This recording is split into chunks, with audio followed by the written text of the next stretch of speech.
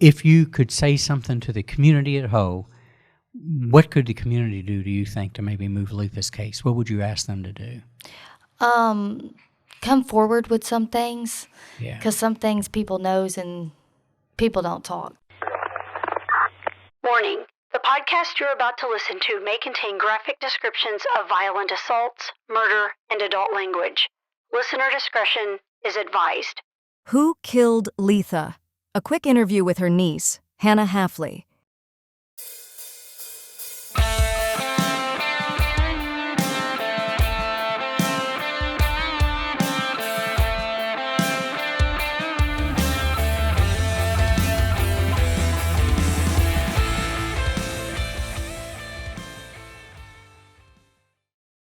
Well, as part of the investigation and the discussion about Letha Rutherford's case that's over 3 decades long, we wanted to talk to some of the family members. In particular, a young lady named Hannah Hafley reached out, and Hannah has taken a big interest in this decades-long case, even though she never got to meet her relatives. So I'm going to introduce you to Hannah. Hannah, how are you doing today?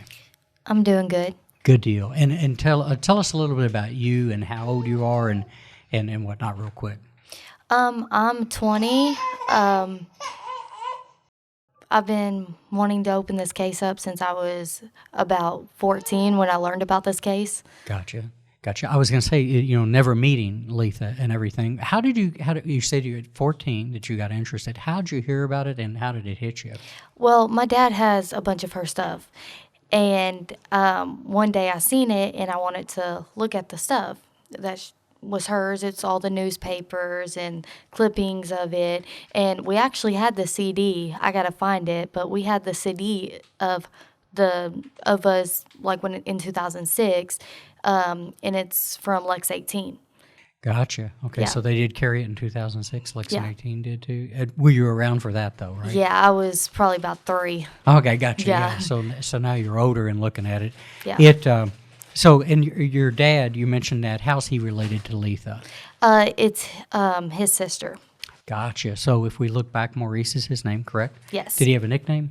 Little Hog. Okay, we got to get the nicknames in, because Yeah. in this whole case, one of the things that's intriguing is the nicknames. So I know that he was interviewed in the very beginning. If we look at old articles and things like that, does he talk about Letha's case a lot?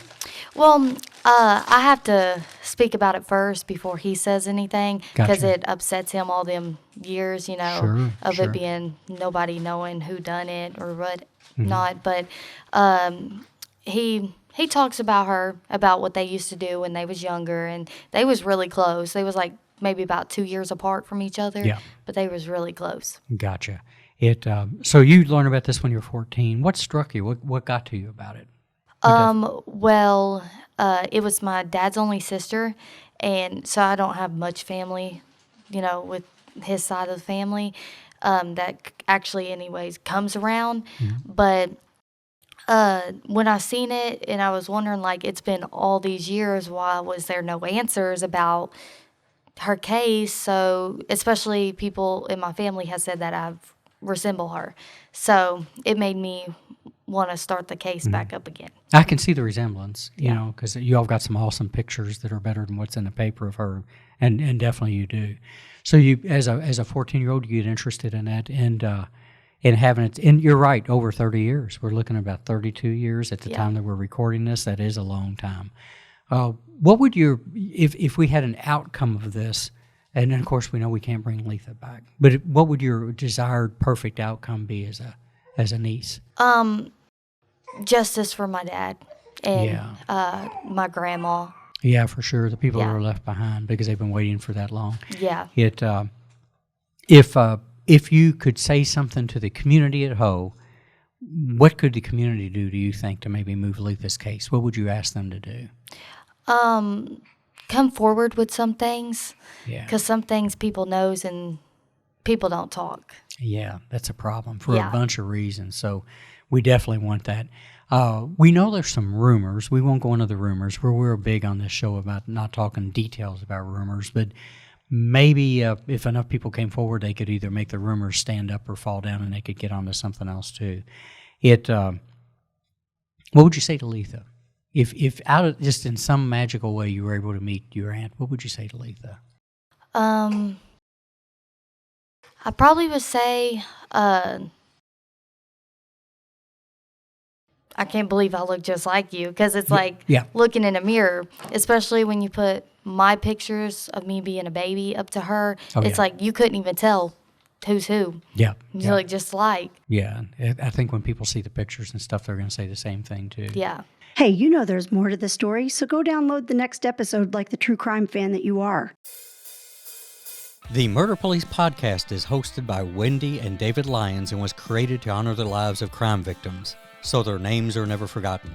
It is produced, recorded, and edited by David Lyons. The Murder Police podcast can be found on your favorite Apple or Android podcast platform, as well as at murderpolicepodcast.com, where you will find show notes, transcripts, information about our presenters, and a link to the official Murder Police Podcast merch store, where you can purchase a huge variety of Murder Police Podcast swag. We are also on Facebook, Instagram, and YouTube, which is closed caption for those that are hearing impaired. Just search for the Murder Police Podcast and you will find us. If you have enjoyed this podcast, please subscribe for more and give us 5 stars and a written review on Apple Podcasts or wherever you download your podcasts. Make sure you set your player to automatically download new episodes so you get the new ones as soon as they drop. And please tell your friends. Lock it down, Judy.